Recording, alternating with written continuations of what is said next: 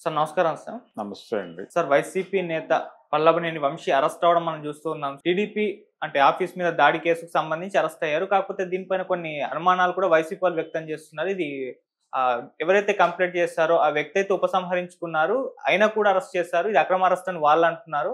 So దీన్ని ఏ విధంగా చూస్తారు మీ అరెస్ట్? మరి అరెస్ట్‌లో పర్వం స్టార్ట్ అయిపోయిందని చెప్పేసి టీడీపీ నేతలు కొంతమంది కూడా హ్యాపీ మూడ్‌లో ఉండడం కూడా చూస్తున్నాం. మీరు దీన్ని ఏ విధంగా చూస్తారు? అంటే చాలా కాలంగా తెలుగుదేశం సర్కిల్స్ బలంగా కోరుకుంటున్నటువంటి అరెస్ట్ ఇది. ఓకే. అందులో భాగంగానే అరెస్ట్ జరిగింది. అయితే సత్యవర్ధన్ అని ఎవరైతే ఆ రోజుల్లో కంప్లెయింట్ ఇచ్చాడో తెలుగుదేశం కార్యాలయం మీద దాడి కేసుకు సంబంధించిన గొడవ ఇది. ఆ సత్యవర్ధన్ తన కేసు విత్డ్రా చేసుకున్నాడు. విత్డ్రా చేసుకుంటే ఎలా అరెస్ట్ చేస్తారు అనేది ఒక గొడవ నడుస్తోంది వైసీపీ నుంచి. కానీ ఇప్పుడు ఆ సత్యవర్ధన్ని వీళ్ళు కిడ్నాప్ చేసి అతనితో బలవంతంగా కేసు విత్డ్రా చేయించారు అనేది ఎస్టాబ్లిష్ చేయడానికి ఒక ప్రయత్నం జరిగింది. ఎస్టాబ్లిష్ అయింది. అది అయిపోయింది సందర్భంగా యార్లగడ్డ వెంకట్రావు ఇప్పుడు ఎవరైతే అక్కడ ఎమ్మెల్యే ఉన్నాడో అతను ఇతని మీద ఉన్నటువంటి పాత కేసులు కూడా తిరగదోడేటువంటి ప్రయత్నం చేస్తున్నాడు. ఆల్రెడీ ఆ మేరకు పిటిషన్లు ఇచ్చేశాడు. అతను కంప్లైంట్లు ఇచ్చేశాడు. కంప్లైంట్లు ఇచ్చి పర్టికులర్గా అక్కడ ఇసుక తవ్వకాలకు సంబంధించి వంశీ ప్రమేయంతో అంటే ఏ రకమైనటువంటి ప్రభుత్వానికి వచ్చేటువంటి పన్నులు కట్టడం కానీ ఇలాంటివేం పట్టించుకోకుండా భారీ ఎత్తున ఇతను అవినీతికి పాల్పడ్డాడు ఇసుక తవ్వకాలలో అనేది ఒక కేసు ఉంది ఇతని మీద. అంటే ఇది కాకుండా ఏది తెలుగుదేశం పార్టీ కార్యాలయం మీద దాడి కేసు కాకుండా ఇంకొక 2 కేసులు తగిలించేటువంటి ప్రయత్నాలు మొదలైపోయినాయి. దానికి సంబంధించిన యాక్టివిటీ మొదలైపోయింది. అందులో ఒకటి ఈ అక్రమ ఇసుక తవ్వకాలకు సంబంధించి ఆయన ఎగ్గొట్టినటువంటి డబ్బులకు సంబంధించి ఒక కేసు ఫైల్ అయింది. అది పక్కన పెట్టేసినప్పటికీ రీఓపెన్ చేసి విచారణ జరిపించాలి అని అడుగుతున్నారు. దీంతో పాటు 2019 ఎలక్షన్లో వీళ్ళు పట్టాల పంపిణీ చేశారు. ఎలక్షన్ టైంలో పబ్లిక్ మూడ్ని గ్రాప్ చేయటానికి అవి నకిలీ పట్టాలు అనేది తేలింది. అదొక కేసు. ఆ కేసు కూడా పక్కన పెట్టారు. దాన్ని రిఓపెన్ చేయాలని ఆయన పిటిషన్ వేసుకున్నాడు. ఆ 2 కేసులు కూడా ఈయన మీద పెడతారు. సత్యవర్ధన్ని కిడ్నాప్ చేసి బెదిరించి అతనితో తన పిటిషన్ని తన కంప్లైంట్ని విత్డ్రా చేసుకునే పరిస్థితి కల్పించారు అనేది ఒక అదనపు కేసు. ఇలా ఒక 4-5 కేసుల్లో అతన్ని బలంగా రూట్ చేసి కమిట్ చేయించేటువంటి ప్రయత్నం చేస్తున్నారు. అంటే రిమాండ్కి పంపిస్తారు. ఆ తర్వాత ఏమిటి అనేది చూడాలి. ఆయన బెయిల్ తీసుకుని బయటకు వచ్చేస్తాడు, అయిపోతుంది. వచ్చిన తర్వాత ఆ కేసులను ఎలా ఎదుర్కొంటాడు అనేది లీగల్ ప్రొసీజర్ నడుస్తుంది. ఇప్పుడు గొడవ ఏంటంటే ఈ అరెస్టుల పర్వం మొదలైపోతే నెక్స్ట్ టార్గెట్ ఎవరు అనేది.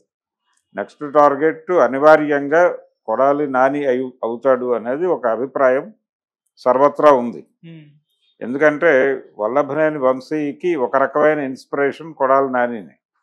అతను వైసీపీలోకి వచ్చిన సందర్భం కంటే కూడా ముందు నుంచి కూడా వాళ్ళిద్దరూ స్నేహితులు.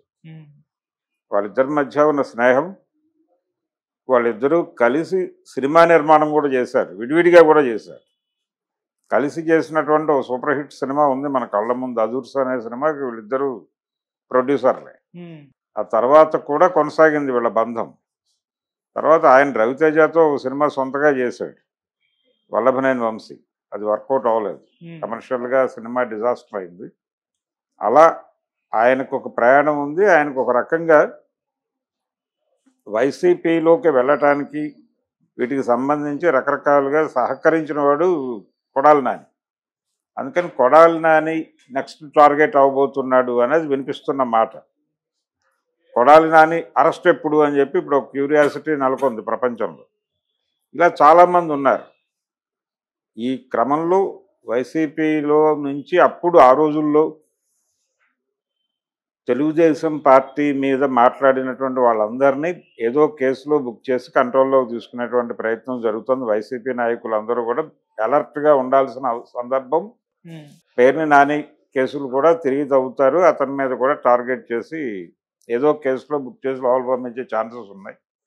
రెండోది ఎలక్షన్ కంటే ముందే ఈ అరెస్టులు ఈ గొడవలు అయిపోతే బాగుండని సీఎం గారు అనుకుంటున్నాడని, అందుకని ఈ హడావిడంతా జరుగుతోంది అనేది వినిపిస్తున్నటువంటి మాట. ఎన్నికల ముందు ప్రభుత్వ వ్యతిరేక ఓటు పోగుబడినటువంటి సందర్భంలో అప్పుడు అరెస్టులు చేస్తే ఆ ప్రభుత్వ వ్యతిరేక ఓటుకి ఇది హెల్ప్ అవుతుంది. హెల్ప్ అయ్యి ఇది కక్ష సాధింపు అనే పేరుతో మరికొన్ని ఓట్లు దానికి యాడ్ అయ్యి ప్రభుత్వం పడిపోయే ప్రమాదం ఉంటుంది. కాబట్టి ఇప్పుడే ఈ పగ సాధింపు కార్యక్రమం ఇప్పుడే మొదటి ఫేజ్లోనే క్లియర్ చేసేసుకుంటే బాగుంటుంది అని చంద్రబాబు గారు కన్విన్స్ అయ్యి, అంటే కేడర్ నుంచి వచ్చినటువంటి ప్రెజర్తో వద్దనే అనుకున్నాడట ఆయన మొదట. ఇటువంటిది ఏది వద్దు అని అనుకున్నప్పటికీ రిపీటెడ్గా రాస్తున్నారు దాన్ని. తెలుగుదేశం పార్టీకి సంబంధించినటువంటి మీడియాలోను, మెయిన్ స్ట్రీమ్ మీడియాలోను రాస్తున్నారు, వాళ్ళ సోషల్ మీడియాలో కూడా రాస్తున్నారు. ఏ రకమైనటువంటి చర్యలు ఎందుకు తీసుకోవట్లేదు, ఎందుకు ఉపేక్షిస్తున్నారు అనే అంటంతో పాటు జోకులు వేశారు. ఆంధ్రప్రదేశ్లో కేసులు పెడతారు తప్ప అరెస్టులు జరగవు అని. కేసులు పెడతాం, అరెస్టులు జరుగుతాయని చెప్పి ప్రూవ్ చేసుకోవడం కోసం అరెస్ట్ చేసినట్టుగా అనిపిస్తుంది. కానీ ఇది తృప్తి పరచదు. కొడాలి నాని జరగాలి, పేరు నాని జరగాలి, ఇలా కొనసాగాలి. ఇది ఎక్కడి దాకా సజ్జల వరకు నడవాలి. సజ్జల వరకు నడిస్తే కేడర్ సంతృప్తి పడుతుంది.